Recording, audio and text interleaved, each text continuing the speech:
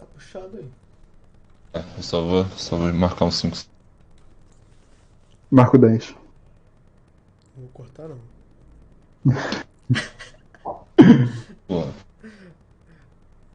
Fala, galera, sejam todos bem-vindos. Está começando mais um episódio do Marco 10, o seu podcast para resenha, debate, conversas e tretas sobre o futebol carioca. O meu nome é Gabriel Salotti, estou aqui com meus parceiros de sempre, de todas as jornadas, Dimitri Souza Roubar. e também com Lucas Matias. Fala, rapaziada, tudo certo? Bora aí pra mais um. Vambora, hoje fim de semana em que os cariocas jogaram, teve jogo pela Série A, jogo pela Copa do Brasil, teve clássico na Série B. Vamos falar de todos esses três jogos nesse episódio, gente. O Fluminense conseguiu uma vitória para cima do Criciúma por 3-0, um placar bom frente a toda aquela tensão que a gente estava falando no último episódio. Garantiu sua vaga nas quartas de final da Copa do Brasil. O Botafogo ganhou do Vasco no clássico carioca da Série B por 2-0, no embate entre os novos técnicos Anderson Moreira e Lisca Doido. E o Flamengo, com mais uma ótima atuação, conseguiu a vitória para cima do Corinthians por 3-1. Antes da gente começar a falar sobre esses jogos, eu quero convidar você que está nos escutando a curtir as nossas páginas nas redes sociais. Seguir, curtir, @Marco10Podcast. Tudo junto, numeral, só botar lá, só você seguir, curtir todas as suas fontes de informação sobre notícias, estatísticas, dados, curiosidades, tudo relacionado com o futebol carioca. Entra lá que você não vai se arrepender. Pois é, galera, vamos começar então com o Fluminense. O Fluminense conseguiu a vitória por 3-0 para cima do Criciúma. Como eu estava falando, no episódio passado a gente estava conversando, né, sobre a... Oi? 3-0, tu falou 3-1. Não, eu falei 3-0, pô. Podia ser Falou 3x1. 3-0. Eu ouvi 3-1 também. Não, Pô, eu falei 3x0, Podia ser mano. 3x1. Enfim, não, suave, o Fluminense... já passou. O que importa é que passou, irmão. Eu corto na edição essa parte. Ah, não. A gente tá gravando pro YouTube, né? Agora não tem mais como fazer isso. Beleza. O Fluminense ganhou de 3-0 do Criciúma. A gente estava falando no outro episódio em relação a como foi a atuação do Fluminense no primeiro jogo, como foi uma atuação abaixo, tanto é que custou até a derrota para o Fluminense. O jogo da ida foi 2-1 para o Criciúma. O Fluminense conseguiu se recuperar, conseguiu colocar um placar elástico, mas eu quero ouvir a primeira coisa aqui do Dimitri e do Matias. Quero saber se esse placar reflete mesmo no que foi o Fluminense, no desempenho do Fluminense em relação ao jogo. Quero ouvir vocês. O desempenho foi um pouco melhor que o primeiro, mas continua sendo muito abaixo, né? Com todo respeito ao Cristiano, o Fluminense fez o primeiro gol num primeiro ataque, no primeiro lance, sim, vamos dizer assim, numa boa jogada lá, no troca de passe do Nenê com o Egídio, no cruzamento que o Manuel estava bem posicionado. E aí depois o Fluminense que recuou, mano. Não foi uma partida com dominância muito grande do Flu. E assim, vale destacar, né? Se for jogar assim contra outros times mais fortes que tem na Copa do Brasil, né? Que passou praticamente todo mundo que era favorito. Tá pra passar, né? Todo mundo que é favorito. O Fluminense foi o primeiro a se classificar. Vai ser difícil passar para as semis, né? Vai ser complicado. O Fluminense não jogou um futebol vistoso, mas jogou o suficiente para se classificar contra o Criciúma, que é um time de Série C, né? Não foi um futebol de se encantar, né? O resultado não foi o que se viu em campo, vamos dizer assim, porque o Fluminense não buscou tanto, não conseguiu criar tantas jogadas quanto parece, né, pelo resultado, né? Quando você vê um 3-0, quando você vê o 3-1 do Flamengo, você acha que foi menos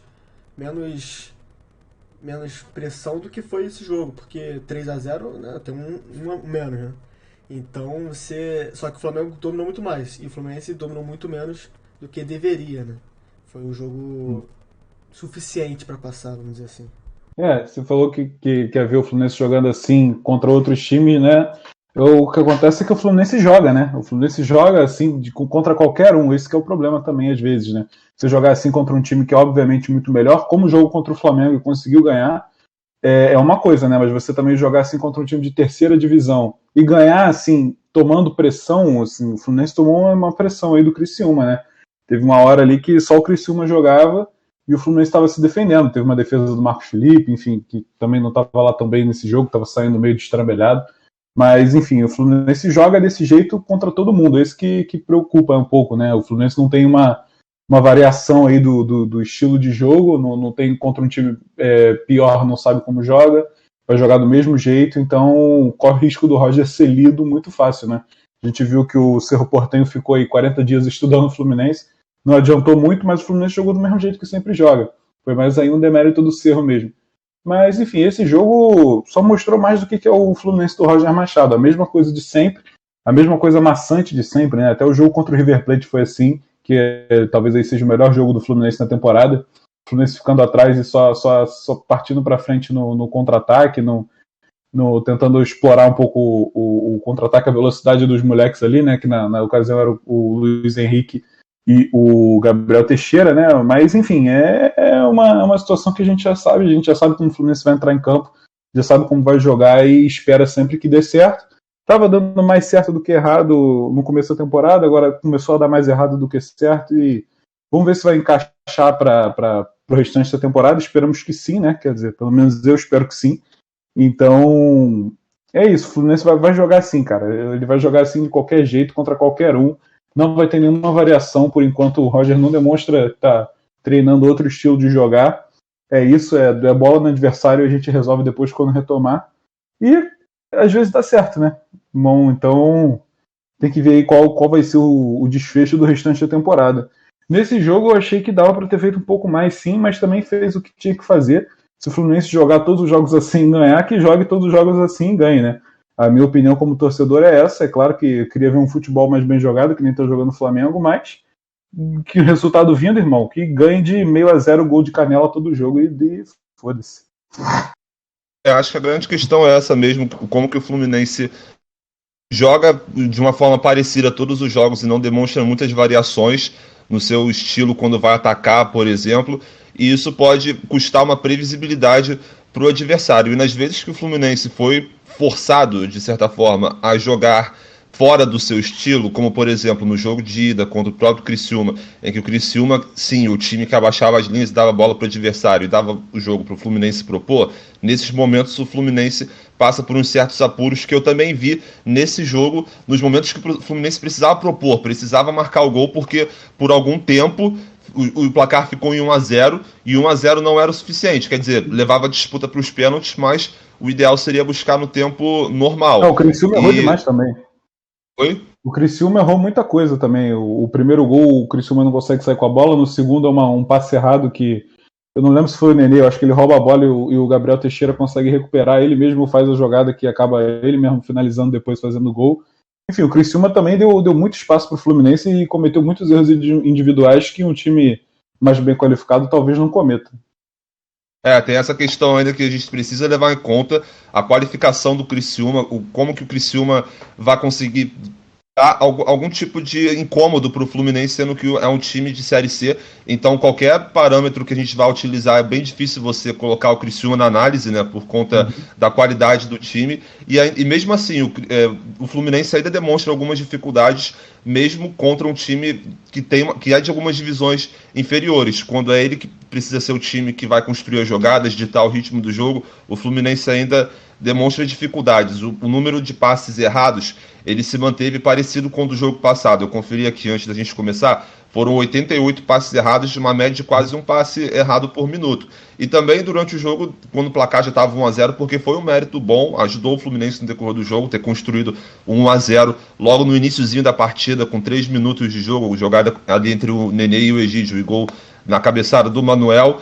Então ajudou o Fluminense a ter esse placar logo no início, mas ainda assim, o resto do primeiro tempo que a gente viu foi um time que precisava criar, precisava chegar até o segundo gol, e ainda assim, usava muitas bolas longas que normalmente não davam em nada, muitos passes errados na hora de construir a jogada, mas no segundo tempo conseguiu prevalecer a sua eficiência de novo, conseguiu marcar 2 gols em seguida, um logo depois do outro ali, com o Biel e com o Luiz Henrique, e depois disso o jogo ficou controlado. Mas eu também já quero trazer a pergunta, a segunda pergunta, que é muito em relação a isso que a gente debate do Fluminense. Como que o Fluminense vem para esse jogo contra o Cerro Porteño, gente? Jogo que vai ser amanhã, inclusive, né, pelas oitavas de final da Libertadores, o único jogo aí que está faltando para definir o outro time que vai estar nas quartas de final, se é Fluminense ou Cerro Porteño. O Fluminense está com uma vantagem boa, muito boa. Conseguiu um 2-0 fora de casa. Como é que vocês acham que vai vir o Fluminense? Com que moral e com que estilo de jogo para essa partida? Quer dizer, o estilo de jogo não é muito difícil de responder, eu acho, né? Eu ainda acho que o Fluminense é muito favorito para até ganhar esse jogo. Porque como o Fluminense construiu uma vantagem grande fora, o Cerro vai ser obrigado a atacar. E é isso que o Fluminense gosta, né? Jogar contra o time que vai tentar segurar a bola e vai atacar. E aí o Fluminense vai achar alguma brecha para jogar no contra-golpe, né? Então, eu acho que o Fluminense ainda é favorito contra o Cerro, muito por causa dessa vitória que conseguiu lá de 2-0, uma vitória muito importante que pode ter salvado o Fluminense de uma desclassificação aí mais cedo da Copa Libertadores, que conseguiu uma chave bem tranquila, né? Se você for comparar com os outros times. Então o Fluminense Tá chegando na semifinal, né? o Fluminense tem que aproveitar que pegou o lado mais fácil, né? Vamos dizer assim, e conseguir ganhar essa porra e assim, fazer a mesma coisa contra o Barcelona de Guayaquil. E é isso, mano. Eu acho que não tem momento. Eu acho que não tem momento melhor agora. Ainda bem que foram perto esses jogos, né? O Fluminense passando aí do Criciúma vai pegar logo, apesar da atuação não ter sido das melhores, pelo menos chega com a torcida não chega tão afogada, né?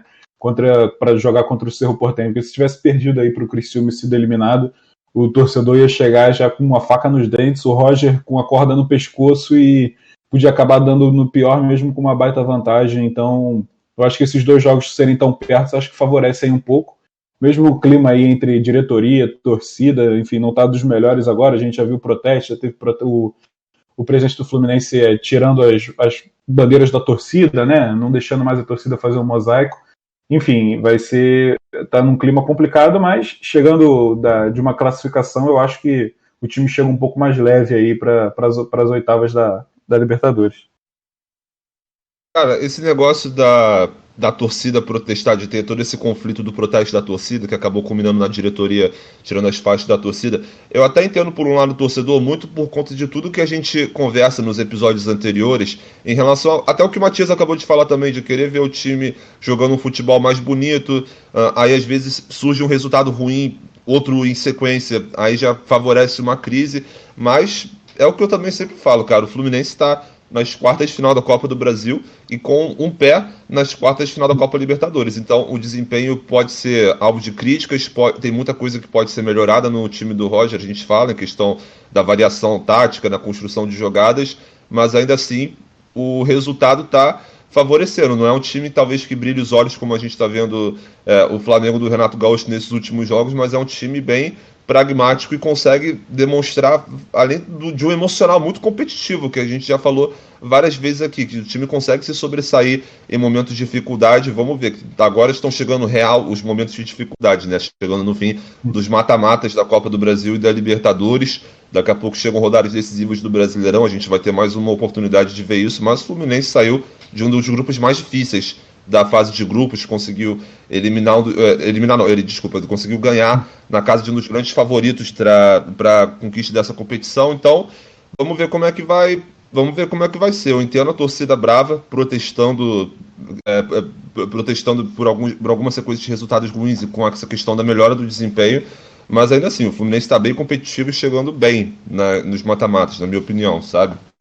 Contra o Cerro Porteño, eu acho a mesma coisa que o Dimitri, cara. O Fluminense teve uma certa dificuldade contra o Criciúma, mas foi porque o Criciúma foi o time que decidiu dar a bola pro Fluminense, e o Fluminense com a bola nos pés demonstra essa dificuldade há um tempinho já. Contra o Cerro Porteño não vai ser assim. No jogo e no Paraguai, o Fluminense conseguiu, dentro dessa proposta mais defensiva, dominar completamente as ações. O Cerro Porteño foi um time que ofereceu perigo em muito pouco tempo do jogo, lá pelo final do primeiro tempo, mais especificamente. O resto só deu o Fluminense, ainda mais com o placar no braço, com 1-0 na mão, foi um abraço para o Cerro Porteño. E o Cerro Porteño com certeza vai ter que voltar para esse segundo jogo, fazendo uma proposta ofensiva, buscando o gol, tá 2-0 no placar, e o Fluminense vai fazer o que sabe fazer de melhor, e por isso entra como grande favorito para essa deu sorte, né, classificação das quartas de final, na minha opinião. Chegou lá chegou lá no Paraguai, o Cerro não ia jogar retrancado em casa, né? Um time grande do Paraguai, ele não ia deixar. E o Fluminense conseguiu construir o resultado e agora ele vai ter que jogar aberto no Maracanã também, né? Então o Fluminense deu sorte aí de conseguir tudo que ele queria. Com certeza. Além de a gente ver que os jogadores do Fluminense são melhores tecnicamente do que os jogadores do Cerro Porteño. Então tá um caminho bom se conseguir a classificação nas quartas de final da Copa Libertadores. Pessoal, vocês têm mais algum comentário a fazer sobre o Fluminense? Podemos partir para o melhor e pior? Acho que podemos. Bora. O que vocês acharam então? Bom, o melhor para mim estava sendo o Manuel, né? Tranquilo lá na zaga, fez um gol, estava jogando muito bem. Aí ele é expulso, né? Apesar de eu achar que ele foi meio injustamente expulso, mas acabou sendo expulso. Vai desfalcar aí o time na próxima rodada, mas talvez o Nino já volte, né? Eu acho que já volta para as quartas de final. Então não vai acabar fazendo tanta falta. Mas então isso não credibiliza ele para ser o pior em campo, mas eu acho que tira um pouco dos pontos, porque ele também podia ter evitado dar aquele chutão na bola, né? Mas eu acho que dá uma descredibilizada nele aí para ser o melhor. Então, de melhor para mim, eu vou de Luiz Henrique, aí fez o gol e jogou bem lá no ataque. O Gabriel Teixeira também achei que jogou melhor do que vinha jogando, mas aquela comemoração para mim também tira um pouco os pontos dele aí. Então, eu vou de Luiz Henrique como melhor aí. E é isso, vou pensar mais um pouco para falar o pior. Bom, então eu vou falar do pior, mano, porque assim, o jogo todo eu achei o Nenê e o Fred muito abaixo de todo mundo, né? Não estavam conseguindo fazer nada, né? O Fred lá preso lá na frente, errando muito pivô, muito passe.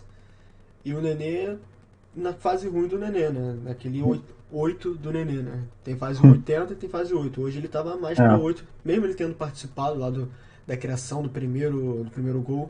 É um toquezinho inteligente ali, né? Mas eu acho que o resto do jogo foi muito abaixo dele. Só que o Fred ele dá uma assistência, né? Ele dá assistência, ele dá uma boa assistência pro Luiz Henrique. Então eu acho que eu vou, por esse critério de desempate, botar o Nenê como pior aí em campo. E pode ser. como melhor, eu também acho que o Luiz Henrique mandou bem, o Manuel também. Mas eu vou de Luiz Henrique também porque ele fez um gol e deu uma assistência, né? E não foi expulso, então... O Samuel Xavier, ele também fez uma partida assim meio apagada, mas nada que prejudique aí pra ele ser o pior. Mas talvez só pra lembrar um pouco dele. Bem na defesa, o Nenê não fez O nada. Nenê é apagadaço. Então, acho que por esse critério de desempate aí, o Nenê mal também, então vou botar aí o Nenê passando por aquela fase ruim, né? Vamos ver se contra o Cerro ele vai brigar. A Libertadores entra outro jogador, né? O Nenê, contra o Cerro ele mandou bem pra cacete, né? Acho que foi o melhor jogo aí que eu vi. Contra o River também. Contra o River também. Mais ou menos, acho que contra o Cerro foi o melhor, mas hoje ele vai levar o piorzinho, então. Pois eu fecho com vocês, Nenê com o pior e Luiz Henrique com o melhor. Eu queria ouvir também vocês sobre esses pontos que o Matias levantou que são interessantes. Para começar, a expulsão do Manuel, acho que dá para nós três discordarmos nessa, né, mano? Não sei se vocês pensam diferente aí, porque assim, aquele tipo de lance que pode ser considerado uma cera, é normal a gente ver sendo punido com cartão amarelo, pode ser, mas, mano, não é uma regra que tem que ser seguida na rigidez, assim, porque tem que ter uma sensibilidade para analisar o momento do jogo, analisar que uma expulsão por conta disso é algo muito desproporcional, tá ligado? Sim, foi levantado o ponto também que talvez o árbitro tenha esquecido que o Manuel já tinha um amarelo e por isso que ele foi lá dar, e quando ele já tirou o cartão tinha que dar, então é realmente um lance. Era um lance para amarelo, realmente o Manuel poderia ter evitado chutar aquela bola daquele jeito, mas aquele chute o juiz poderia ser um pouco mais complacente, né? Atitude meio boa do Manuel, mas tava 3-0 pro Fluminense. Vai fazer cera? Porra, tá 3-0? Pode fazer, mas já também tava acabando, foi o quê? Foi os 90 minutos já? Acho que foi uns 3 minutos antes dos 90, alguma coisa assim. 88, 87, alguma coisa assim. E... mano, também não vai fazer diferença. Daqui a pouco o Willian volta da seleção olímpica e tá de volta. Ele foi expulso aos 87. Né? Pois é, porque o Manuel ele joga o jogo pela Libertadores, né? E que vai ser amanhã. E o jogo do Fluminense, o próximo jogo do Fluminense no Brasileirão vai ser contra quem mesmo? Contra o América Mineiro. Contra o América Mineiro. Então, para essa partida contra o América Mineiro, é o dia que encerra a Olimpíada, né? Não, eu tô enganado. Não sei qual dia acaba a Olimpíada. Porque vamos ver como é que vai ser o futebol masculino também, que hoje já vai ter jogo importante, inclusive contra o México. Vamos ver até que ponto o Nino vai ficar lá no Japão, mas por enquanto, supondo que o Brasil, porra, que todos queremos, né, caralho, que chegue à final, que ganhe medalha, podemos contar pelo menos a próxima rodada com o David Braz aí em campo, ao lado do Lucas Claro pelo Fluminense, né, por conta de uma decisão. Mas aí o Manuel vai ser expulso pra Copa, pro Brasileirão também? Libertadores não, eu tô falando por isso que eu falei do América Mineiro e Fluminense, porque quando você reportei, o Manuel joga, já que é uma competição da Conmebol. Então, ele vai ser expulso também? Porque ele só foi expulso pela Copa do Brasil. É porque eu acho que é a competição da CBF, né? Ele não tem uma porra dessa. Eu acho que é porque... Em 2013 aconteceu essa treta aí, né? O André Santos foi expulso na Copa do Brasil, jogou pelo Flamengo, e aí deu toda a merda lá. Mas aí depois, porque... não, esquece, foi merda. O Dimitri tá certo. É porque isso aí do André Santos foi porque... foi porque era o último jogo dele pela Copa do Brasil, e aí, isso, como era o último jogo, acaba indo pro Brasileirão. Não tem essa porra não tá certo mesmo. Então vamos ver. Vai cumprir no primeiro jogo das quartas, então. Exatamente. Então o Fluminense vai esperar sexta-feira, que é o dia do sorteio das quartas de final da Copa do Brasil, para ver quem que vai ser o seu adversário nessa fase da competição e ver também quem que o Manuel desfalcará pela Copa.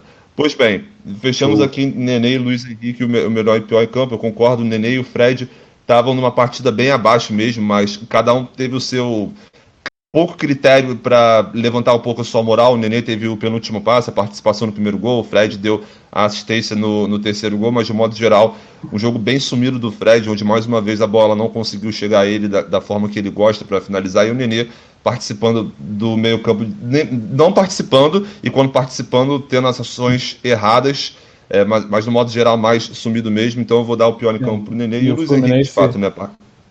E o Fluminense chega aí nas quartas de final da Copa do Brasil depois de 6 anos. Não chegava desde 2015, foi quando chegou até a semi e foi eliminado pelo Palmeiras, foi campeão depois.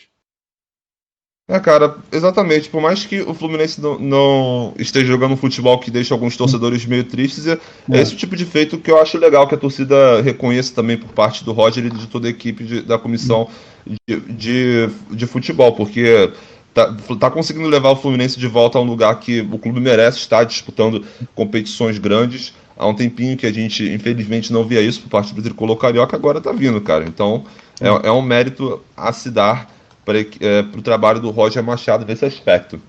Pois bem, gente, próximo jogo do Fluminense então vai ser amanhã, sexta-feira, vai ser dia de Marca o 10, edição Libertadores, mas só para o Fluminense mesmo. A gente vai discutir aqui todos os desdobramentos do jogo de amanhã, onde o Fluminense entra aqui como favorito, e vamos ver se isso vai refletir no nosso palpitômetro também. No final do episódio nós vamos ver.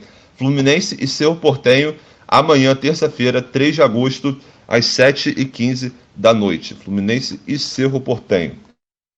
Show. Pois bem, galera, vamos falar então do clássico carioca na Série B. Ixi. Botafogo conseguiu a vitória sobre o Vasco por 2-0 e, inclusive, com isso, conseguiu passar o Vasco na tabela da Série B. O Vasco, que algumas rodadas atrás a gente estava colocando como... Estava ali na sexta colocação, estava ali a 2 pontinhos do Vocês G4. da imprensa. Vocês da imprensa colocando... Não, vocês da imprensa que antes do campeonato começar a falar, vai ser o campeão, porra, é o favorito, não sei o que, tá ligado? Vocês da imprensa profissional aqui, tá ligado? E agora, numa virada de página, o Botafogo consegue passar o Vasco. Agora o Botafogo tá na 9ª colocação e o Vasco na 10ª, né? Ambos com 22 pontos. Ambos com 22 pontos e ambos também a 4 pontos de distância do G4. Quero ouvir vocês, meus amigos, o que vocês acharam dessa partida entre Botafogo e Vasco, das chegadas aí recentes dos técnicos dos dois times, Anderson Moreira e Lisca Doido? Contem para mim. Quando eu tava escrevendo aí o nosso espelho, o nosso roteiro aí do episódio, eu parei para refletir como tão parecidos, né, o Botafogo e o Vasco na temporada, desde a temporada passada. A temporada passada o Botafogo fez a temporada horrorosa e o Vasco fez uma temporada muito ruim, né? E os dois caíram, aí os dois começaram essa temporada, os dois trocando de técnico, apostando em um técnico com experiência aí de Série B, né, o Chamusca e o Marcelo Cabo, e os dois demitem os técnicos na mesma semana, os dois trazem mais dois caras que também têm outra experiência de Série B. Enfim, o Botafogo e o Vasco estão muito parecidos aí, né, nessa temporada. Na Série B agora os dois estão praticamente na mesma posição, né, estão com os mesmos números de pontos. Botafogo aí na frente pelos critérios de desempate, mas enfim, são dois times muito parecidos, o que eu acho que é pior para o Vasco e melhor para o Botafogo, né? Tá parecido com o Vasco nesse momento. O Botafogo tem um time muito inferior, com nomes muito abaixo assim do que tem o Vasco. Acho que o Vasco trouxe os caras, já se reforçou, as coisas que a gente já falou milhões de vezes, né? O Vasco trouxe caras para jogar uma Série B decente, de decente para excelente, né? Porque os nomes que trouxeram e que ficaram no Vasco, né, são para fazer uma baita Série B. E os nomes que o Botafogo trouxe são nomes assim para você se manter ali, para você conseguir um acesso talvez ali em terceiro, quarto lugar. Não é para você fazer um campeonato espetacular, né? O Botafogo trouxe aí o pessoal do Mirassol, que garantiu a vitória ontem, né? O Oyama e o Diego Gonçalves. É Diego Gonçalves, eu sempre confundo ele com o Douglas Borges. Mas enfim, o Oyama, ele é uma adição muito, muito importante para o meio do Botafogo, né? A gente viu que nos últimos jogos que o Oyama não estava jogando, o Botafogo jogando muito, muito, muito abaixo, né? Então, você vê que quando ele voltou para esse meio campo, deu mais um dinamismo ali. E o time do Vasco cometendo os mesmos erros de sempre, né? Parece que o time do Vasco não tá muito afim de jogar a Série B, né? Parece que os jogadores estão com o ego lá em cima, não estão levando a sério. E isso é muito perigoso, porque uma hora a água vai bater na bunda e o Vasco não vai mais conseguir subir. Vai ficar igual o Cruzeiro que hoje tá pior, né? Tá brigando para não cair para a Série C. Mas tá na hora do Vasco cair na real, e o Botafogo parece que... Não sei se está naquela fase que os jogadores querem se mostrar para o técnico e tá jogando demais assim, naquelas, né? Naquelas Botafogo. Mas vem jogando bem, achei que se jogou bem contra o Vasco, soube sofrer, que era uma coisa que a gente reclamava aí. O Botafogo tomava muitos gols, não sabia segurar um resultado e ainda não sabe converter as chances que tem, né? O Botafogo teve várias chances aí para fazer, não só contra o Vasco, mas também nos jogos anteriores. Poderia ter matado o jogo várias vezes, assim, e a gente vê o Botafogo perdendo muitos gols. Navarro, He-Man, esse pessoal, os centroavantes que eram para estar cravando, eles acabam deixando a desejar, e quem resolve é um cara de lado de campo, o Chay, de lado, de meio, enfim, onde ele tiver.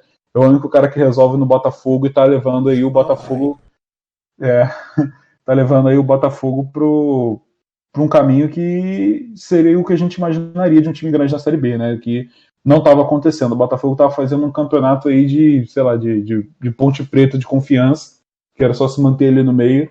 Agora com as boas partidas aí do Chay, parece que o time deu uma encaixada com o Anderson. Vamos ver se ainda é só um prelúdio aí de começo de trabalho. Mas parece que o Botafogo está entrando no caminho certo, né? Esse prelúdio aí de começo de trabalho que o Chamusca não teve, né? Ele foi ruim o tempo todo. O jogo foi meio que o Vasco segurou na bola o jogo todo, só que não, era aquele famoso arame, cerca, machuca nada. Falta muita profundidade, muita efetividade no Vasco. E o Botafogo soube ser eficiente, né? Tipo, as melhores chances foram do Botafogo, né? Você não teve uma grande chance. O primeiro gol foi cagada, né? Foi meio que uma cagada ali, né? Tá, foi, mas tipo, as melhores chances do jogo... Você tem que saber aproveitar a cagada também. Mas as melhores chances do jogo foram do próprio Botafogo, tiveram outras chances. O Botafogo não converteu, né? Isso que a gente fala, o Botafogo tem que converter essas chances, cara, porque é muito importante. Só que não conseguiu ganhar, o que é mais importante, né? E assim, o que dá a impressão dessas duas contratações até agora, né, vamos dizer assim, é que pro Botafogo, o Anderson foi tipo... Imagina que o Vasco e o Botafogo são duas casas que estão prestes a desmoronar. O Botafogo fez o quê? Tá tendo uma infiltração lá, ele pega, passa a massa e bota um balde embaixo, qualquer coisa. O Vasco parece que com o Lisca foi tipo... Não, vamos reformar tudo, vamos tirar o teto, vamos trocar o teto, vamos fazer isso, vamos fazer aquilo. Só que isso leva mais tempo. O problema é que o do Vasco pode ser que fique melhor, né, o trabalho depois. Só que pode ser que a tempo a casa desmorone antes de tudo, né? Só que eu ainda acho que o Vasco... o Botafogo trouxe o cara pra resolver, chegar a resolver, né? E o Vasco acho que trouxe um cara mais pra, tipo, fazer o Vasco a longo jogar prazo. A bola. Médio e longo prazo. Pra fazer o Vasco jogar a bola e conseguir chegar com moral na Série A. Né? Isso é o que me parece. Não sei se pra vocês, mas, tipo, É aquilo, o trabalho do Lisca até dar certo vai demorar um pouco mais do que o trabalho do Enzo, que conseguiu 3 vitórias seguidas aí, importantíssimas. E assim, se você consegue 3 vitórias seguidas, você tem uma moral pro próximo jogo, e o próximo jogo vai ser um efeito bola de neve. Então, por enquanto tá dando mais certo o trabalho do Enzo, mas... O Lisca também deu azar de um dos jogos que ele perde contra o São Paulo, é um jogo que, óbvio que, assim, é claro que é perder. Agora teve um clássico que eu falei, que eu fui o único que não apostei na vitória certa do Vasco aqui no Palpitômetro, mas também não apostei numa do Botafogo, também não imaginava o Botafogo vencendo, mas clássico é naquelas, né? A gente vai ver o Lisca quando encarou um time que não era clássico, nem era um jogo que obviamente ia perder, como foi contra o São Paulo, ganhou bem. E você ganhar bem desses outros adversários da Série B é muito importante também. Vamos ver como é que vai ser o Vasco. Exatamente, um clássico pode acontecer qualquer coisa, né? Vamos ver como vai ser o Vasco no campeonato do Vasco, né? Que é a Série B. Por exemplo, muito provavelmente num clássico o melhor time não vai ganhar, então é aquilo. Então não dá pra culpar. Você entra com muito mais sangue no olho, porque você entra pra jogar um clássico. Os jogadores querem muito mais ganhar um clássico do que ganhar um jogo contra o Brusque. Então é surreal. Mas você tem que entrar com sangue no olho em todos os jogos da Série B, porque é um campeonato aí que você precisa ganhar todos os jogos. O Vasco não entrou com sangue no olho nesse jogo, parece. Não entrou com vontade de ganhar. Eu sinto essa soberba aí no time do Vasco, que é uma parada que não deveria ter. Os jogadores que estão lá, apesar de serem bem melhores do que os níveis da Série B normalmente, também são jogadores que não conquistaram tanta coisa aí. Talvez o mais bem sucedido de carreira seja o Zeca aí, que foi medalhista olímpico. Enfim, o Rômulo talvez, o Vanderlei, mas são jogadores também que não são craques, precisam entender onde eles estão, se eles estão ali é por um motivo. Então, é a obrigação do Vasco aí jogar com mais garra. Teve um dia que eu tava vendo uma live do Casemiro, que todo mundo sabe que ele é vascaíno, e ele tava fazendo essa comparação entre os jogadores do Botafogo e os jogadores do Vasco. E ele fala assim, cara, a diferença é que os jogadores do Botafogo, se eles fizerem um bom trabalho, esses jogadores Chay, Pedro Castro ou então Oyama, eles fizerem uma boa passagem no Botafogo, eles vão ter mercado, talvez seja uma chance de mudança de carreira para eles, eles podem passar a ter acesso ao mercado bem superior. Agora, os jogadores do Vasco, como por exemplo, Marquinhos Gabriel, Zeca, Cano, Vanderlei, exatamente, se for ruim, se não der muita coisa, foda-se, tá ligado? Porque eles, independente do que acontecer nessa trajetória do Vasco, por exemplo, se o Vasco não conseguir o acesso, eles vão ter mercado ainda, sabe? Então talvez para os jogadores do Botafogo seja uma questão muito mais decisiva. A passagem pelo Botafogo seja um bagulho que vai mudar muito mais a carreira deles do que mudaria a desses jogadores do Vasco, sabe? O Chay não é tão novo também, acho que o Chay já tem uns 27, 28, ou quase 30, né? Exatamente. Exatamente. Não, eu vi que exatamente por isso. Eu vi que também, acho que isso aí foi na live dos Certezas, né? O Chay, ele ganha tipo 5 mil reais no Botafogo, uma parada surreal, assim, de 5, 6 mil reais. Ele ganha salário de jogador recém-subido da base. É um bagulho surreal, assim. E também é muito perigoso, né? Porque se você não renovar com o Chay, chega um time da Série A vendo ele jogar muito, sei lá, um Sport, uma Chapecoense. Um Sport, uma Chapecoense, América Mineiro oferecendo, sei lá, 50 mil, porra, eu acho que ele larga na hora, né? Mesmo ele falando que você é botafoguense, que não sei o quê, mas, irmão, é a chance dele virar carreira. Ele já não é jovem e é o primeiro time grande dele, então a chance de ganhar uma bolada eu acho que ele vai. Ou então vir para a própria Arábia dessa da vida aí, um Al-Ali, um Al-Duhail aí, levando ele, é perigoso, cara. Ele já tá aproveitando, né? Ele é o único que tá aproveitando aí, na minha opinião, desses caras aí. Quando eu falo do Fluminense, que na dúvida bota o Martinelli de melhor. No Botafogo eu boto na dúvida o Chay de melhor, tá ligado? Mas é verdade mesmo.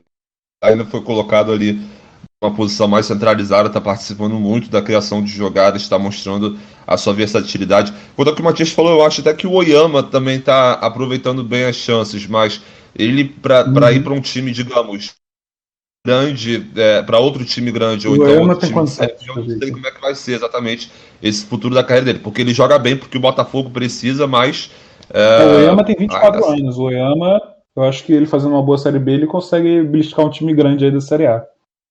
Não um gigante, ou que esteja muito bem, tipo Palmeiras e Flamengo, igual o Galo, Mas eu acho que, sei lá, Com ele fazendo uma certeza. boa Série A B, questão da. ele consegue pegar talvez aí um São Paulo ou um Atlético Paranaense, um time grande desses aí que sempre investem, né? Normalmente nesses caras que vão bem na Série B. Acabei de ver questão da aqui, o idade Chay dele. tem 30 anos e ele faz 31 em Então, setembro. aí, o Chay tá muito velho. É a chance dele ficar rico agora, né? Chance de fazer o pé de meia dele, mano. É. Com certeza, cara. E vamos ver como é que vai ser. Inclusive ele, que também jogou bem, teve uma nota boa, filho, no SofaScore, nosso indicador oficial. E o Botafogo conseguiu ganhar do Vasco, né, cara? Então, o Botafogo teve uma chance muito boa, que foi aproveitada logo no início do jogo com a subida do Guilherme Santos e o gol marcado pelo próprio Chay. E depois conseguiu. Depois foi um jogo que o Vasco teve mais a posse de bola, como o Dimitri falou, arame liso, não tendo muita facilidade na criação de jogadas, não tendo. E o Botafogo conseguindo chegar com as chances mais perigosas, e no finalzinho do jogo, um contra-ataque mortal ali com um passe de bicicleta do Varley, que foi até maneiro esse passe, e com o Oyama, a participação do Oyama, que a gente vem falando aqui, tocando a bola para o Diego Gonçalves fechar a fatura pro Botafogo. Um Vasco que realmente faltou sangue nos olhos, até contra o São Paulo, eu acho que dava para ver sangue nos olhos. O Vasco não conseguiu jogar, não conseguiu impor o seu ritmo contra o São Paulo, porque o São Paulo é tudo aquilo que a gente já falou, um time com jogadores melhores, com trabalho há mais tempo consolidado. Mas você viu o Vasco tentando, né? Tentando morder na marcação, tentando fazer alguma coisa, e coisa que você também pode pegar em comum com o jogo de estreia do Lisca, que foi o 4-1, um ótimo placar a favor do Vasco. Mas contra o Botafogo a gente concorda ou não, a gente não sentiu tanto esse Eu acho que sangue. jogou bem contra o São Paulo, né?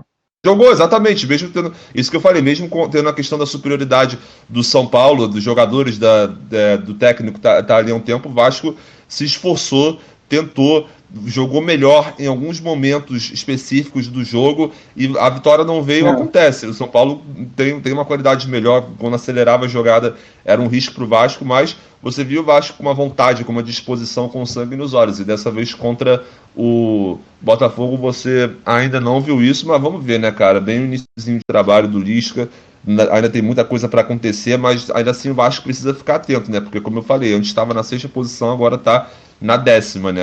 Você vai perdendo, seus adversários vão ganhando corpo e vai ficando perigoso para você. Mas, como eu falei também, são apenas 4 pontinhos que separam tanto o Vasco quanto o Botafogo, faltando 3 rodadas para acabar o Botafogo primeiro. teve essa sequência de 3 vitórias que o Vasco ainda não teve, né?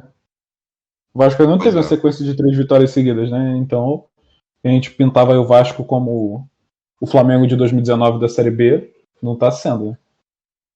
Exato, não tá sendo. E o Botafogo também, diga-se, está há 3 jogos sem sofrer gol, né? O que é um dado também 5 relevante. 5 gols. Oi? Fez 5 e não tomou nenhum aí com o Anderson, né? Fez 5 e não tomou nenhum. Com certeza. Um dado também relevante ser levado em conta pelo Botafogo. Pessoal, Exato. querem partir pro melhor e pior? Vocês têm mais algum comentário a ser feito? Jogo? Não, acho que é isso mesmo. A gente conseguiu ser bem sucinto nesse joguinho também, que não foi lá essas coisas, né? Pois é. Então, o que vocês acham, gente? Pô, acho que o melhor dá pra botar o Cheyenne. O Chay. Cheyenne? Destaque mesmo, né, cara? Eu também gostei muito da partida do Oyama também. Eu achei que o Botafogo em si ele tá nivelado por cima nesse jogo, né? Ninguém fez uma partida horrível, mas também. No finalzinho só, né? Mas o passe eu achei muito bonito aquele passe. Foi sensacional. Mas O Mirassol aí resolvendo. É um contra-ataque importante do Botafogo. Eu não lembro de outro gol assim de contra-ataque que o Botafogo tenha feito para matar um jogo, ou sei lá, qualquer gol de contra-ataque. Enfim, mas eu acho que pode ser o Chay mesmo aí de melhor. E de pior aí eu acho que a gente pode escolher até alguém do Vasco, mas. Não, acho que o ideal é escolher alguém do Vasco, né? Ou alguém tipo um Jabá, sei lá, o Lisca. Eu não gostei do MT na lateral não, mano. O MT voltou pra lateral, né? Uma posição que ele já vinha jogado no Carioca e tinha saído aí com o Marcelo Cabo, enfim. Mas o Lisca tá apostando em 2 caras de 2 pontos de velocidade, né? Começou o jogo com o Morato e com o Léo Jabá, 2 caras aí que dão muita profundidade, mas a bola ainda não tá chegando no cano, né? Falta um passe de mais qualidade aí dos meias, que o Marquinhos Gabriel não consegue dar. Mas, enfim, realmente o MT foi muito abaixo aí do que ele vinha sendo. Na lateral acho que ele não fica muito bom não, mano. É melhor botar ele lá pro meio mesmo. Ou vou adiantar ele pra ponta, né? Como ele também já jogou bem. Se o Lisca gosta tanto de um cara de profundidade, vamos ver aí como é que vai ser. Mas eu fecho esse voto no Léo Jabá também. Eu acho que o Gabriel deu uma travadinha aí, vamos ter que Gabriel. dar aquela assumida. Pô. Tá. Mas a Ele para câmera de se mexer, tá tem que suave? botar o dedinho assim pra ver se ele tá respirando. É que você tava olhando muito pra baixo, a gente tivesse travado. Pô, tava vendo o Zap Zap, né, papai? Uhum. Mas eu vou acompanhar vocês. Eu vou acompanhar. Respeito. Pô, se eu for falar pra ver a quantidade de vezes tô falando uma coisa, eu sou subitamente ignorado nessas 41 edições, é brincadeira, cara. Brincadeirinha de criança. Ah, foi. Deixa eu olhar o Jabá então. Eu fecharia de Léo Jabá. Eu fecho no Léo Jabá, eu gosto mais do MT. Eu vou botar o MT. Eu vou Vai acompanhar botar MT, que o. absurdo. Oi? Vai botar MT, que absurdo. São É isso podcasts aí, é de isso aí, família. pô. Vai acompanhar meu amigo Dimitri também. Achei que o MT deslocado de volta para lateral esquerda não rendeu bem, mas com abertura aí pro Léo Jabá também, de modo geral, a partida do Vasco não foi boa. É justo colocar também um atacante do Vasco por conta da criação inoperante do Vasco em boa parte desse jogo. Mas Boa. enfim, eu vou de MT. Então fechamos com Chay e MT, melhor e pior da partida, né? Lembrando que todo clássico a gente pega, 22 jogadores e foda-se, junta tudo na nossa eleição de melhor e pior. Pessoal, o próximo jogo do Botafogo vai ser contra a Ponte Preta. No fim de semana, o Botafogo não joga no meio dessa semana, vai ser no domingo. E o jogo vai ser pela Série B, né? Obviamente. Ponte E o Preta São que tá uma Paulo merda, volta a né? campo na. Não, Ponte Preta que tá uma merda, né? Acho que tá na zona de rebaixamento. Dá pro Botafogo Exatamente. engatar a quarta vitória seguida e colar no G4. Tá em 16º. Inclusive, só para ressaltar, o próximo jogo do Vasco também é contra o Vitória, que tá em 15º também, tá ligado? Não, mas esse próximo jogo na Série B, né? A gente vai pegar o São Paulo. Da Série B, o próximo jogo da Série B, porque no meio de semana o Vasco volta a campo contra o São Paulo, buscando reverter o placar duro de 2-0.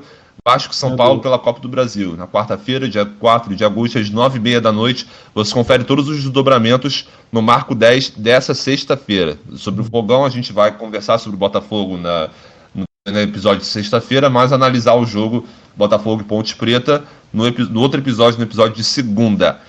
Então, beleza, gente. Vamos partir pro próximo, galera. O Flamengo. Puxa a vinheta. Quê? Chama a vinheta do Mengão. Que vinheta? Não tem vinheta? Ah, foi mal. Uhum. Pensei que já tinha. É porque a gente tá para contratar ainda alguém que faça as músicas pro podcast, alguém que cria uma intro que não tenha copyright, tá ligado? Diferente Inclusive, dessa, manda aí seu currículo se você quiser trabalhar de graça pra gente. Exatamente, pô. Por enquanto estamos passando despercebidos. Quê? De preferência de graça, tem que estar lá no currículo. Óbvio. O ponto mais importante aí que tá tendo. Mano. Sobressai as experiências anteriores, tá ligado? Informação. Hoje a antropologia tá mais em conta do que. Se quiser pagar pra gente também, não tem problema. Se quiser pagar pra trabalhar também, é só nunca ler um livro do Karl Marx na sua vida que você consegue. Caralho. Vambora, galera. Corinthians e Flamengo. O Flamengo conseguiu mais uma ótima vitória sob o comando do Renato Gaúcho, 3-1 em cima do Corinthians na Neoquímica Arena, com mais uma atuação muito solta, muito segura, muito pra frente dos comandados por Renato Portaluppi. Quero saber, mano, o que vocês acharam desse jogo? Foi mais um jogo em que eu achei interessante a comparação que o Dimitri fez, né? Porque o Fluminense Criciúma foi 3-0, mas você não pode dizer, vendo o jogo, que o Fluminense foi tão superior assim. E o Flamengo Corinthians foi 3-1, mas ainda assim teve uma superioridade maior do Flamengo do que o placar diz, né? Pelo menos na minha opinião. Não sei se vocês concordam, né? O Flamengo. O Gabriel tá feliz com o dedo do Renato, né? O Flamengo porra, quem é que não vai ficar feliz? Demais, né? Podia ter sido uns 5-0 só no primeiro tempo. Mas aí no segundo parece que o Flamengo deu uma pisada no freio, né? Ficou com peninha e aí começou a jogar mais só tocando a bola lá atrás, atacava quando conseguia atacar. E foi isso, mano. Acho que foi o resumão aí do Faustão, tá ligado? Eu tava lendo mais a resenha do Globo Esporte depois do jogo e eles estavam destacando um negócio que realmente é verdade se você parar para olhar, né? O Flamengo usando muitos zagueiros para construir a jogada desde lá de trás, né? E isso ia gerando um efeito ali meio que dominó, que aí os zagueiros tinham muita liberdade, porque o Corinthians estava encurralado, não conseguia avançar para pressionar a saída de bola do Flamengo. E aí o time conseguia criar tranquilamente. Assim, o Flamengo estava todo lá na frente, alugou o campo de defesa do Corinthians, jogou o jogo todo ali, primeiro e segundo tempo. E com isso o Gustavo Henrique e o Léo Pereira estavam conseguindo construir desde lá de trás e deixavam os meias só terem que dar o segundo toque ali para finalizar a jogada. Então o Flamengo construindo demais com os zagueiros, uma coisa que o Renato gosta também. Eu lembro que o Jeromel chegou a dar umas assistências pelo Grêmio assim, surreais. Eu lembro de uma na final da Copa do Brasil que ele arranca o campo todo do Atlético Mineiro e cruza pro meio do gol, pro meio da área que sai o gol. Então o Renato é um cara que ele gosta de sair construindo desde lá de trás, e isso em qualquer time que ele esteja, né? Antes ele tinha os zagueiros melhores, mas agora no Flamengo ele tem dois zagueiros que estão um pouco abaixo, mas a gente viu que o Renato deu um abraço ali no Gustavo Henrique, parece que ele é um homem de confiança, e a gente sabe que o Renato gosta de recuperar esses caras, então vamos ver como é que vai ser. Mas é mais um jogo do Flamengo, igual tem sido os últimos 6 aí, os últimos 7 aí do Renato. Foram 7 jogos aí, 5 goleadas, né? Só teve esse jogo agora, o primeiro contra o Defensa, que não foi goleado. Foram 6 jogos do Flamengo sobre o Renato, né? Eu acho que foram 7 com esse do Corinthians. Porra, peraí, eu tenho quase certeza que foram 6, mas eu vou confirmar aqui, pode falar. Não, é porque ele não goleia o Corinthians agora e não goleia o Defensa no primeiro jogo, né? Que é 1-0 só. O resto só acho que são 5 goleadas seguidas, foram 7 jogos. Mas enfim, o Flamengo tá goleando, mas tá vencendo muitos jogos. E eu tava vendo também eu não lembro se foi no Redação Sport TV.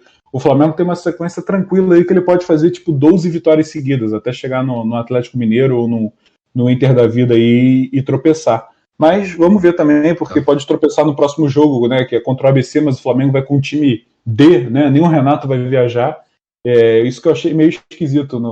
Eles estavam falando hoje, eu vi na coletiva do Renato, que ele ligou pro Marcos Braz perguntando se ele podia mandar o time reserva, né, e nem ele viajar.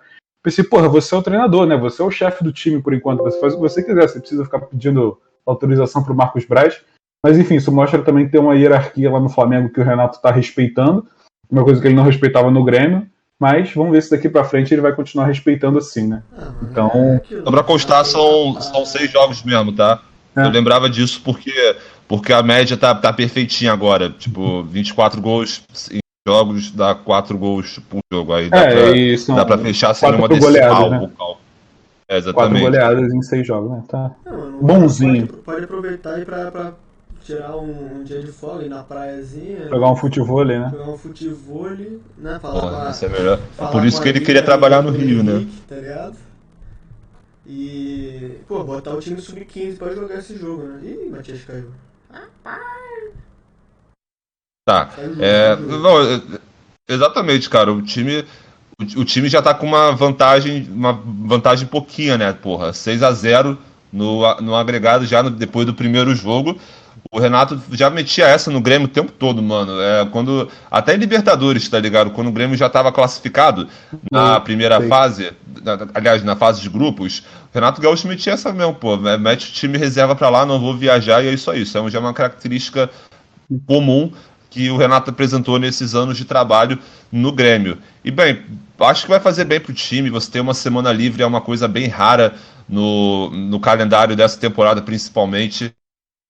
Ainda tem alguns fundamentos, ainda é o início de trabalho do Renato, por incrível que possa parecer, como o Diego disse em entrevista, parece para os jogadores que ele está há anos lá. Mais leve, né? Parece com certeza, esse está sendo grande.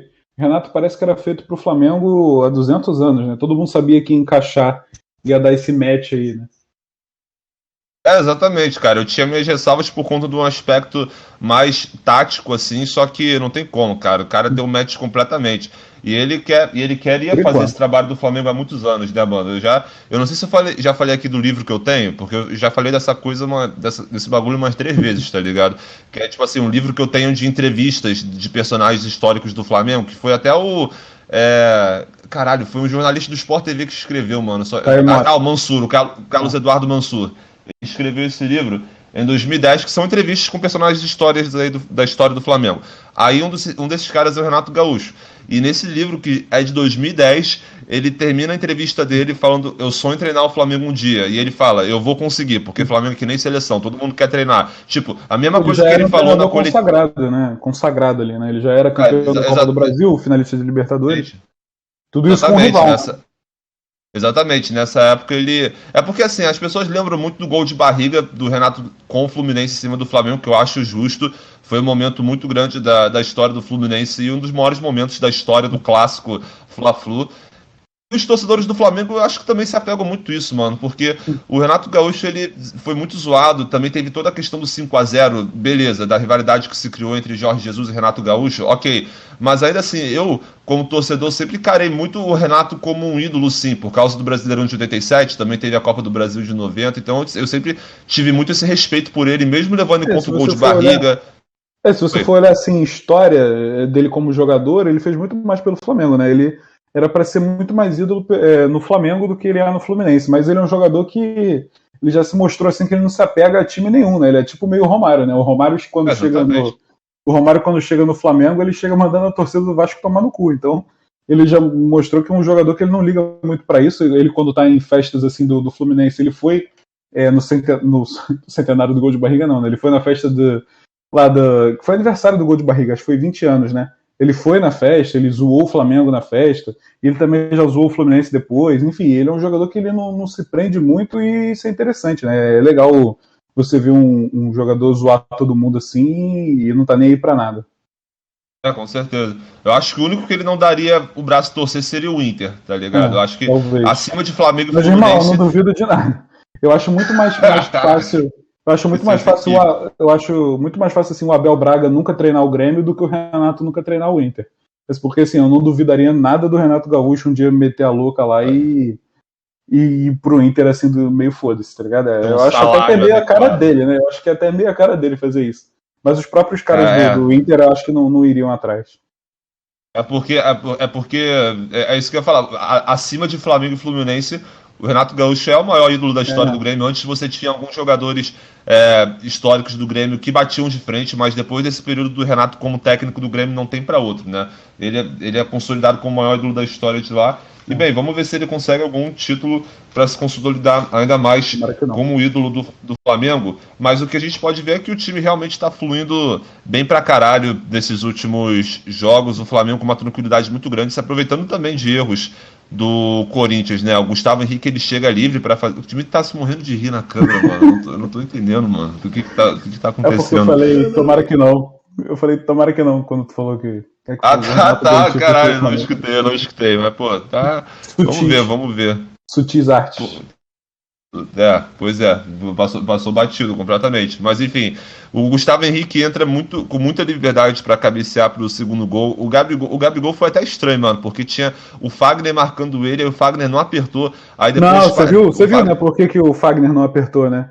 É a inteligência do Felipe Luiz. A hora que ele sai correndo, o Fagner vai atrás dele e abre espaço pro Gabigol dar o cruzamento. Não, exatamente. Não, é porque ele tava marcando. Não, ele tava cercando. Antes do Felipe Luiz passar, o Fagner já tava cercando o Gabriel e ele nem aí deu combate. Depois ele abandonou o Gabriel pra ir marcar o Felipe Luiz. Depois eu não lembro qual o outro jogador do Corinthians que tava na marcação, mas enfim, foi tudo. Mano, tudo isso que aconteceu foi uns 3 segundos pro Gabriel pensar: pô, mano, pra quem será que eu vou cruzar? Eu vou cruzar pra aquele? Não vou cruzar pra aquele? Acho que eu vou cruzar pra aquele ali. Aí ele foi lá e cruzou numa facilidade grande. Bem, e poderia ser 4-0 também, mas o Bruno Henrique, puta que pariu, mano. O gol que bateu ali na mão dele. Acidente, acontece, gol bem anulado. Ele, pô, furou a bola ali feião, mano. Tipo, enfim. Mas aquele momento o jogo já tava. O Corinthians já tava rendido, né? Convenhamos. O jogo já tava bem controlado por parte do Flamengo. E mais uma atuação aí de gala para entrar para a conta do Renato Gaúcho, que está conseguindo fazer um ótimo início de trabalho. Como eu falei, são 6 jogos, 24 gols marcados, apenas 3 sofridos. E é como o Matias falou também, os zagueiros participaram muito bem do jogo. O Gustavo Henrique e o Léo Pereira passando sim por esse processo de recuperação do Renato Gaúcho pelos jogadores. Léo Pereira tanto assim? Eu acho que o Gustavo Henrique mais. Não, o Gustavo Henrique foi mais, mas o Léo Pereira, ele acabou dando azar de ter esse gol do Corinthians na conta dele, tá ligado? Porque eu achei que a atuação dele não lembrou o Léo Pereira ruim. Foi uma atuação ok, que é o que ele tá precisando, mano. Mas também o Corinthians, né? O Corinthians não saiu do campo de defesa. O Corinthians tá parado, que diga-se de passagem. campo.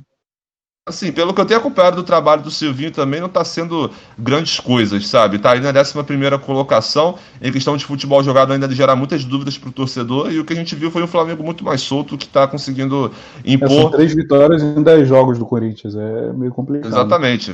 E, pô, e também, pô, no lado aqui de torcedor, pô, ano passado já era como? 5-1 pro Flamengo no Itaquerão, agora 3-1. Em 2018 também tinha metido 3-0, com o Paquetá brilhando. São momentos de alegria pro torcedor flamenguista. Depois de ver o Corinthians. Depois de ver o Corinthians metendo pau no Flamengo a década inteira, praticamente, tá ligado? Não, pode aquele falar. Jogo que o Ederson se machuca também foi uns 5-0 Corinthians, né? O gol do Romero pra caralho, né? Exatamente, acho que foi 4-0. Aí, tipo. Não, Flamengo. Exatamente, o que o Flamengo tomou de pau do Corinthians nessa década não tá no gibi, tá ligado? Mas agora conseguindo uma vingança aí pro torcedor se deliciar. E perguntar pra vocês, cara, uma perguntinha aqui que o Matias largou muito coerente aqui no nosso roteiro. O Renato vai recuperar alguns jogadores muito criticados do elenco do Flamengo, Vitinho, Michel, Gustavo Henrique, Léo Pereira. Eu acho que já começou esse processo, ele já está conseguindo recuperar a dupla de zaga, também se aproveitando do fato que o Rodrigo Caio está fazendo ali estágio de medicina, né, na DM do Flamengo, e ele tinha sido poupado no jogo anterior, mas aí voltou a ser preservado de novo nessa partida, dando espaço para a dupla de zaga tão contestada pelo Flamengo entrar. E aos pouquinhos também, com o fato de que o Flamengo faz uma marcação muito adiantada e mantém muito o jogo na área de defesa do adversário, os dois conseguem se sobressair tanto na construção quanto uma certa segurança no que se refere à bola defensiva mesmo, tendo dessa pica também da bola aérea defensiva, que está sendo marcação individual, que eu acho que ainda está sendo um probleminha para o Flamengo abstrair, mas por enquanto não gerou grandes problemas. Aquele gol contra o São Paulo foi um deles, né? Mas enfim.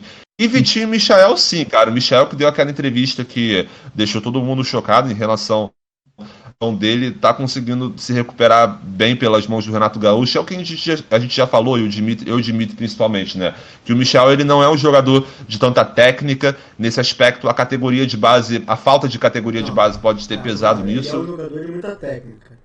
Ele só não é um jogador de muita tática. Ele não é... Muita inteligência. Ele sabe driblar, você sabe o que fazer depois de driblar, né? Então, o que eu quis dizer é mais. Exatamente. A questão da inteligência no passe, da questão da movimentação tática, exatamente. E ele é um cara que é o peladeiro que sabe fazer bem essa função do mano a mano, na maioria das vezes. Ainda precisa assim, melhorar alguns fundamentos, mas ele é um dos caras que está sendo recuperado pelo Renato Gaúcho.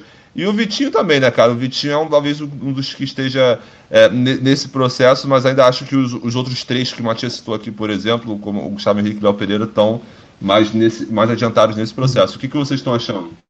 Desses aí eu acho que o Vitinho é o mais salvável aí, é o mais fácil de se salvar, porque a gente vê uma parte da torcida que já tem uma predisposição a gostar dele, assim, né? Então, tem os torcedores flamenguistas pró-Vitinho aí, né? Que sempre pedem uma chance para ele, apesar de já estar aí há 3 anos demonstrando não há muita coisa. Mas, enfim, o Vitinho, dentre esses, para mim, também é o que mais tem qualidade aí e o mais fácil de ser salvo. O Michael é um pouco complicado, porque além de você ter a alta grana que o Flamengo investiu, ele também não se ajuda muito, né? Quando ele tá começando a jogar bem, chega uma partida que ele vai e entrega algum gol, que, enfim, ele sofre, ele não consegue prosperar. E o Gustavo Henrique e o Léo Pereira, eles estão numa posição também muito complicada, né? Porque são dois zagueiros, qualquer erro deles é praticamente gol do adversário, né? Então, uma posição muito mais delicada, mas dentre esses dois eu acho que o Gustavo Henrique tem mais chances aí de ser salvo do que o Léo Pereira. O Léo Pereira, desde quando chegou no Flamengo, não tem uma puta atuação. O torcedor do Flamengo não consegue lembrar um baita jogo que o Léo Pereira fez, assim, tirando tudo, ou fazendo um gol, enfim. E o Gustavo Henrique a gente já viu que jogou bem algumas vezes. Mas é isso, cara. O Renato, ele confia muito nos jogadores e ele tem um pouco dessa veia de paizão aí de proteger os jogadores, né? O que pode acabar sendo ruim porque ele pode acabar insistindo num jogador durante um jogo que seria muito melhor ele sair, né? Mas o Renato tem essa cara aí, eu acho que ele consegue salvar alguns desses sim. dentre esses aí eu botaria mais Vitinho e Gustavo Henrique como virando xodóis aí da torcida. Cara, porque assim, eu tô procurando aqui, mano, um tweet do Mauro César, que puta que pariu, mano. Como esse cara tem andado chato ultimamente, pra ser sincero, mano. Porque assim, ele. Pô, imagina, filho, ele vai lá e marca o Marco 10 na. Só porque a gente vai começar a falar dele. Exatamente. Só ultimamente, né, Matias, que ele tem andado chato, exatamente. Pô, o cara quer falar mal do Galvão, irmão, a maior lenda da história do esporte nacional. Não, ele tá brincando mesmo, exatamente. Não fala mal do Galvão. Exatamente. Mas, cara, ele falou há alguns dias, ele fez um tweet falando sobre essa coisa que as pessoas estão falando, do trabalho coletivo, do trabalho psicológico que o Renato tem no grupo do Flamengo, né? Do quanto que ele deixa o ambiente mais leve e tal. E o Mauro começou a falar uma coisa que eu discordo, cara. Ele começou a falar que todos os méritos são em relação a essa leveza que o Renato dá para o ambiente, que a gente tem que analisar o negócio sobre um trabalho mais técnico, que o Guardiola e o Klopp, eu tô tentando achar aqui exatamente, mas não vai dar. Ele fala assim, o Guardiola e o Klopp, vocês acham que esses técnicos, porra, é só isso, ou algo do tipo? E eu falo, não, cara, óbvio que o Léo Pereira, né? Eles não treinam o Léo Pereira e sei lá, o Juan do Botafogo. Eles treinam o Rubem Dias e, enfim, o Salah. Eles não precisam também ser paisões desse cara, né? Não só isso, mano. Eu ainda, pelo que eu vejo aqui, pelo que eu acompanho, eu ainda entendo que o Guardiola e o Klopp têm um trabalho de grupo muito bom, cara. O Guardiola amava o Pedro no Barcelona, né? Pois é, e isso sendo uma coisa importantíssima, essencial para as coisas como um todo fluírem, né? Porque, como eu falei aqui no episódio anterior, o Grafite disse no relato dele que na Europa é um bagulho muito mais disciplinar, é um bagulho muito mais trabalhador, empregado, assim, na questão de cultura de trabalho. Aqui no Brasil é uma coisa mais boleira. Mas, pô, eu acho que não só futebol, em qualquer empresa de qualquer setor do mundo, você vai ter um desempenho melhor se o clima tiver um pouquinho mais leve, no meio, claro, da seriedade do dia a dia, das aplicações técnicas e táticas do dia a dia. Então, eu só queria deixar esse comentário aqui discordando do Mauro César e considerando que, porra, o Renato, ele faz a mesma coisa que ele fez no Grêmio 2016 em relação a pegar um time que já tinha uma base, o Grêmio do Roger Machado, e não fazer mudanças tão mirabolantes assim, né?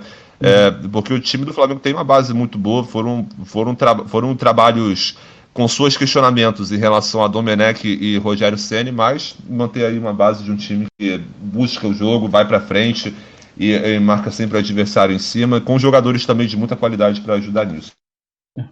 Pois bem, pessoal, podemos partir para o melhor e pior? Alguém tem mais algum comentário a fazer? Vamos. Show de bola, melhor e pior.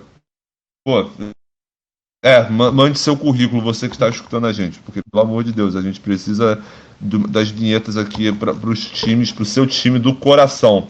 Gente, eu vou fazer o melhor e pior, pô. Everton Ribeiro. Cara, para começar, foi uma daquelas partidas em que o time como um todo jogou muito bem. Tivemos poucas pessoas que se sobressaíram assim, positivamente, por terem feito uma partida muito melhor que o restante, e poucas que se destoaram negativamente também.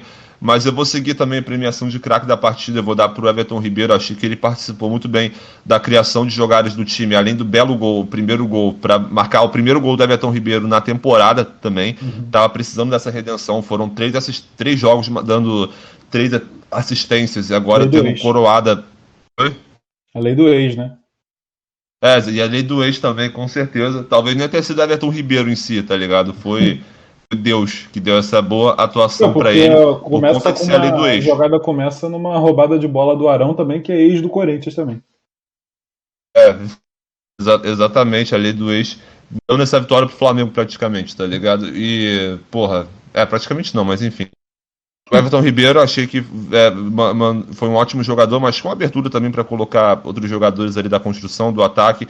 E o pior em campo, achei que o Isla deu uma destoada negativa, não que ele tenha sido aquele Isla que a torcida do Flamengo já criticou bastante essa temporada, mas ele errou algumas jogadas sim, e foi um cara ali do time titular que eu não gostei muito não. Então, para mim vai ficar Everton Ribeiro. Foi gol contra do Léo Pereira para vocês? Não.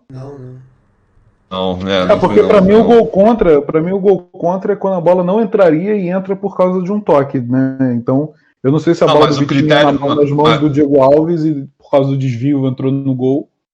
Mas. É que o critério objetivo mesmo é quando ela não ia na direção do gol, né? Não necessariamente se é gol Pra ou mim a se não bola não é. entraria, só entrou por causa do toque. Então isso pra mim que caracteriza um gol contra. Ah, mano, sei lá, pra mim ele só faz um gesto de. Não, ele não faz Não, nenhum a gesto, intenção tá ele ligado? não teve, Não, óbvio. A ninguém tem a intenção intenção. de fazer um gol contra, mas ele não faz nenhum gesto de gol contra, vamos dizer assim, tipo, aquele gol que o Manuel fez contra. Ele tentou cabecear, Ele né? tentou tirar a bola, mas aí ele tentou chutar em direção ao gol. O gol contra nesse caso aí foi do Marcos Felipe, né? Pra mim foi do Manuel, mas vambora. Pra mim não foi do Léo Pereira gol contra. E melhor em campo a gente pode E também sempre... não foi acreditado pra ele, né? Então. Então, e como melhor, tipo, como do Botafogo é o Chay, na dúvida, o Fluminense é o Martinelli na dúvida, e o Flamengo é o... Pra mim é o Arrascaeta na dúvida, mas hoje eu gostei muito da partida do Diego. Também. Pô, é muito isso. A Arrascaeta, na dúvida, pode ser ele que inclusive fez mais uma excelente partida. Mas eu O acho Diego também. Eu vou desempatar, eu vou no Everton Ribeiro aí, porque eu acho que ele tá merecendo mais do que o Arrascaeta. Eu acho que não vai fazer falta o Arrascaeta ficar sem esse prêmio aí hoje. O Everton Ribeiro tá precisando. Eu botei no Diego. Então, vou no Everton Ribeiro aí pra... Se vacinou hoje também. Exatamente, irado. Mensagem que ele postou nas redes sociais incentivando todo mundo a se vacinar. Inclusive, semana que vem, bracinho do pai. Nossa, assim, 2 pais. Tu tem 22, Matias? 23. O meu é quinta-feira. Boa. Eu vou na sexta-feira. Pô, vai ser direto pra... Dimitri ano que vem só. O Dimitri tem 12 anos. Ai, meu Deus. É isso aí. Próximo jogo do Flamengo. ABC e Flamengo, jogo de volta da Copa do Brasil. Vai ser quinta-feira, dia 5 de agosto. Milagre Às 9h30 da noite. Pô, vai dar bola na rede do ABC, eu acho, de novo, isso sim. Mas será que dá ABC, Matias? Por que você não arrisca isso no palpitômetro, Matias? Porque eu sou um covarde. Eu não falei Criciúma, na verdade. Eu falei 1-0 Fluminense e fiz meu pontinho aí. Chorem vocês, mas... Não, eu falei no episódio, eu falei que o Fluminense tinha totais condições de fazer 3-0 no Criciúma em casa e não apostei no 3-0, né? Podia ter dado 2 cravadas aí. Quase acertei. Sorte aí. Mas quase não é ponto. Segunda rodada seguida que eu pontuo mais que geral, hein? Só queria avisar isso. Pois é, o Matias está chegando perto, eu só vou já introduzindo mesmo, galera. Palpitômetro, é hora do palpitômetro. Pra avisar pra quem tá chegando agora, o palpitômetro. Pô, mano, aí é só bagulho sem resposta que tu fala, tá ligado? Pô, não tem vinheta, tá ligado? Porra, aí você me coloca. Oi? Manda o currículo. Pô, exatamente. Mas a sua intenção é gerar momentos cringes pro apresentador. Parabéns. Palpitômetro, galera. No final de cada episódio, nós damos os resultados que nós achamos que vamos ser nos jogos dos times cariocas. Quem acertar ganha 2 pontos. Quem acertar se é vitória, empate e derrota ganha 1 ponto. E quem não acertar nada ganha 0 ponto. E aí a gente tá fazendo essa porra desde o primeiro episódio, mas desde o início do Brasileirão a gente tá fazendo valendo ponto. Antes não valia porra nenhuma. E o Matias tá tendo uma remontada, hein, galera? Ele já chegou a ficar o quê? 10 pontos de distância atrás de mim e do Dimitri, que estavam ali nas 2 primeiras colocações, e agora com. Acho que são 2 cravadas seguidas, né, Matias? Isso aí. Brincarem, agora é minha vez. Eu falei, mano, Flamengo de 2009, vamos ver se vai rolar essa porra. Então, de Flamengo 2020. Ó, primeiro lugar, Dimitri, 35 pontos. Segundo lugar, eu, Gabriel, 33 pontos. E terceiro lugar, Matias, com 29 pontos. Matias com 4 pontos de distância atrás de mim. E a 6 pontos de distância do Dimitri. Vamos ver. Ele tem se aproximado, mano. Vamos lá. O Matias é o único que gravou. Entre nós três, o Matias é o único que gravou nas 2 últias rodadas. Eu e o Dimitri, nós só acertamos placares mesmo. E com isso o Matias vai se aproximando. Mas vamos lá, galera. Vocês são fracos. Tá indo na distância, exatamente. Mas vamos lá. Galera, Fluminense e Cerro Porteño. Isso aí é pra começar. Eu vou apostar na repetição do placar de ida, mano. 2-0 Fluminense. 1-1. Vou apostar no 2-1 pro Flu. Acho que o Fluminense toma o primeiro gol. O Cerro vai vir atacar E aí o Fluminense vira. 1-1. Vamos lá, palpites interessantes. Show de bola. 1-1 porque eu Vasco. Acredito que queria o 3x0, né, papai? Do Fluminense. Só que aí, porra, se tem valor se tu apostar. 1-1 estaria feliz de berrar. Vasco e São Paulo. Em Vasco, né? Vou de Oi? 1-0. Eu acho que é em Vasco, né? Eu acho que o Vasco vai fazer mais uma boa partida e vai perder só de 1-0. 1-0 São Paulo. Qual que é a realidade? Foda. Literalmente Vou jogou apostar bem. no meu Vascão, em 2x1 pro Vasco. Vixe. Pena que isso aí não adianta nada. 1-1. Você é o único a botar empate aí.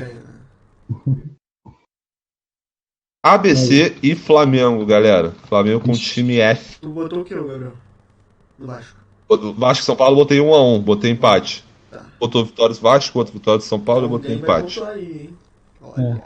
Exatamente. Ou não. ABC e jogar no Flamengo, galera. 3x0 Flamengo. Mano, eu vou de 3x0, porque o Flamengo vai com um time.